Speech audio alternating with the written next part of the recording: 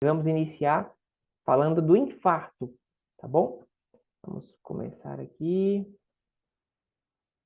Aqui alguns dados para pontuar a importância do controle de pressão dentro desse contexto. Existe um estudo que fala que reduções de 10 milímetros de mercúrio na pressão máxima, seu risco de ter uma doença coronariana cairia em 17%. Existem outros que falam que para cada aumento de 20 na pressão máxima e 10 na pressão mínima, dobra o risco de um evento fatal, de um evento de morte. Então, a importância aqui de pequenos aumentos na sua pressão arterial podem dobrar o risco de você ter um evento fatal. E um dado interessante, que quase 20% dos infartos, alguns livros falam até 25%, eles têm relação com a pressão alta. Um ponto importante, vou mostrar para vocês aqui novamente aquela peça do nosso coração, para mostrar que as artérias coronárias são essas aqui, ó, elas passam todas por fora do coração. Isso vai ser importante, e nós vamos explicar isso aqui a partir de agora, para mostrar o que realmente é o infarto. Aqui mostrando quem são as artérias coronárias. Vou pegar o apontador aqui. Vocês vão ver que são essas artérias vermelhinhas que passam todas elas por fora do coração, se ramificando. E o infarto é nada mais, nada menos do que quando ocorre a obstrução de uma delas. Daqui a pouco a gente vai mostrar com mais detalhes. Aqui mais artérias, aqui nessa parte aqui, parte azul, né? São as veias e aqui já as artérias coronárias. Muito importante. Aqui uma peça anatômica mostrando também elas dissecadas aqui, todas passando por fora do coração. Importante, então, iniciar a explicação falando da formação de placas de gordura. Tem livros que falam que já na adolescência, né, ali em torno dos 12, 13 anos, já existem formação de depósitos de células de gordura nas nossas artérias. E pessoas que teriam predisposição genética, né, que herdariam essa condição, teriam maior chance de ter. Aqui, nesse canto, a gente mostra uma artéria real com a formação dessa placa de gordura aí. Percebe que ela tem uma capa fibrosa que protege essa placa. Quanto mais fina essa placa, mais ela pode se romper e causar obstrução ou causar progressão. E quanto mais grossa essa placa, essa capa, né, da placa, são sinais de que você está com o tratamento adequado. E aqui vocês vão perceber que, imagina essa artéria com a pressão passando, né, o sangue passando com uma pressão muito intensa aqui próximo a essa placa. Não poderia romper essa placa? Então seria um evento catastrófico por exemplo, da formação de um trombo, ocasionando um infarto. Vocês vão ver aqui também que ocorre a progressão da formação da placa. Tem aqui a placa que é de gordura, né, que é do colesterol, principalmente o colesterol ruim, que é o LDL. O LDL, eles são partículas fininhas, grudentas, que pregam nas bordas das artérias e vão se acumulando, formando essas placas. E tem o HDL, que é o colesterol bom, que é o colesterol protetor, que passa como um rolo protetor, como um rolo, né, compressor, limpando a borda das artérias. Vocês percebem aqui que ocorre a formação da placa e a progressão dela. E nesse último desenho aqui, vocês veem que foi formado um coágulo e ocorreu a oclusão total, a obstrução total do fluxo, que é o infarto. Daqui a pouco a gente explica um pouco mais sobre isso. Todos nós estamos em risco de infarto, mas essa população aqui é as que tem mais risco. Quem são eles? Homens com mais de 45 anos, pessoas que fumam, né, que é o tabagismo, pessoas que estão com excesso de peso, com pressão alta descontrolada, os diabéticos, o colesterol alto e mulheres após a menopausa. Por quê? Porque o hormônio estrogênio ele protege a mulher até esse momento de vida, né, na sua fase sexual. Quando os ovários param de produzir o estrogênio, vem o pico de incidência de infarto nas mulheres, que é por volta dos 50 anos. Então, essas são as pessoas principais que podem infartar. O que seria o infarto, então? Aqui tem um desenho que mostra, né, as artérias, como eu falei, passam por fora do coração, aqui mostrando maior, né, a formação de um coágulo, que pregou aqui numa placa que já existia, e aqui mostra o músculo cardíaco morto, que ficou sem receber sangue. E aqui embaixo eu mostro também essa progressão da formação de placa, né? Ela vai crescendo lentamente até a formação do coágulo, obstruindo totalmente o fluxo de sangue através dessa artéria. Aqui outro exemplo que a gente mostra o local da obstrução, e aqui a região que não recebeu sangue, né? Por que que tem que receber sangue? Porque o sangue leva os nutrientes para o músculo cardíaco desempenhar a sua função principal, que é a função de bomba. Então, se naquele local o sangue não chegou, o músculo não recebeu seus nutrientes para desempenhar a função de bomba, então ele não vai se contrair, formando essa região aqui, né, de cicatriz, né, de sequela do infarto. Os principais sintomas são esses aqui. A dor no peito é o sintoma mais característico, aquela dor em opressão, em aperto, né, principalmente aqui no lado esquerdo do peito. Ela pode caminhar para o lado aqui esquerdo do pescoço, para a parte do queixo. Né, algumas pessoas ela caminha, como esse desenho mostra, para a parte do estômago. Né, pode pegar todo o braço esquerdo. Né, essa dor ela pode ter, claro, características diferentes dessa, mas aqui as características mais comuns. Pescoço lado esquerdo, queixo, pode vir para o estômago, todo o braço esquerdo. Algumas pessoas vão ter formigamento no braço esquerdo, no pescoço, vontade de vomitar, que é a náusea, até ter o próprio vômito, pode dar dores nas costas, um suor frio e pode ocasionar também desmaio. O que é importante? Que esses sintomas acima eles podem aumentar em situações, né, após esforço físico, durante o estresse ou após comer. Então, isso é importante, que fala que o sintoma realmente tem uma alta possibilidade de ser por causa de um infarto. Então, ficar atento a esses sintomas aqui dentro do contexto, né, de você ser aí um paciente com pressão alta, por exemplo. Aqui, uma diferenciação de infarto em jovens e idosos. Vamos perceber que aqui tem uma artéria comum, sangue passando. Aí vem o desenvolvimento da placa de gordura, a pessoa fuma, tem pressão alta, não controla, tem diabetes, sedentário. Vão perceber que aqui artérias pequenas na periferia começam a se abrir para preparar um caminho alternativo para o fluxo de sangue. E aqui elas já estão bem abertas nesse desenho aqui da ponta, elas já estão bem abertas, promovendo mesmo a passagem desse fluxo de sangue através de uma obstrução total. Então, os pacientes jovens, eles não tiveram tempo de se formar o que se chama de circulação colateral, que é essa abertura de artérias na borda, aqui na periferia. Já os idosos, ao longo da vida, eles tiveram a formação dessa circulação colateral mais proeminente e têm, por isso, infartos menos graves na teoria. Né? Então, por isso, infartos em jovens são mais graves, muitas vezes, porque eles não têm circulação colateral. Então, realmente, esse sangue ele não vai passar, ocasionando um estrago, como o desenho mostra aqui, maior. Já o idoso, esse sangue pode passar por esses caminhos alternativos.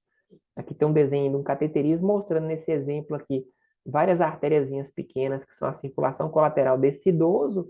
E aqui uma obstrução, também aqui está mais fino aqui, essa placa.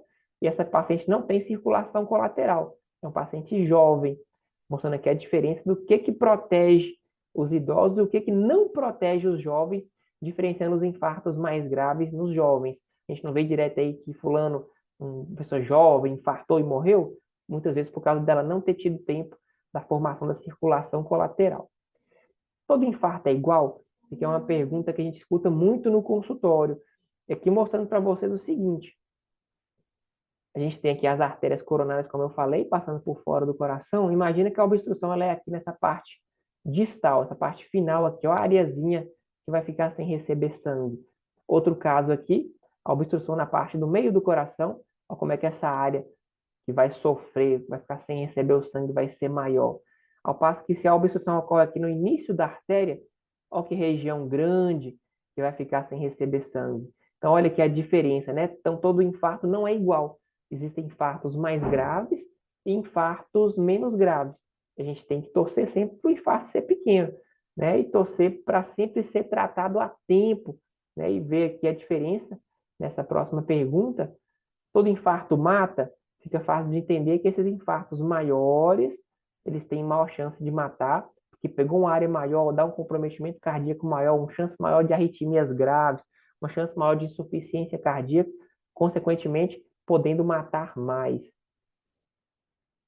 Tem uma parte interessante, que é a ponte miocárdica, né? Que é muitas vezes, como eu falei, né? As pessoas têm as artérias passando por fora do coração.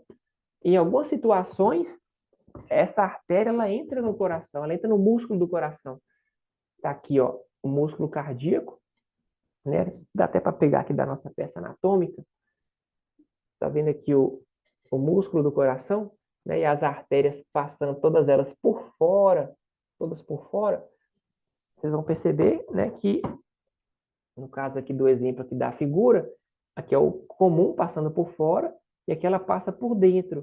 Por que eu estou falando isso aqui? Porque muitas pessoas vão falar assim, eu fiz cateterismo, minha artéria passa por dentro do músculo e tal. Então isso aqui não é infarto, né? A pessoa vai ter pode ter a angina, a dor típica em muitas situações, principalmente situações de estresse, de situações que o coração acelera, mas isso aqui não é infarto, tá? É a famosa ponte miocárdica. Então, ficar atento. Eu sei que às vezes fez cateterismo, mas você não teve o infarto, ou não tem a placa que pode ocasionar o infarto. Então, vamos lá. Né? O que tem que ser feito? Teve os sintomas que a gente falou? Hospital. Lá no hospital vai ser feito o eletrocardiograma, o eletro consegue identificar, né, casos graves de infarto, para mandar para o cateterismo e, consequentemente, avaliar a angioplastia. Ficando na dúvida, vai ser feito exames de sangue.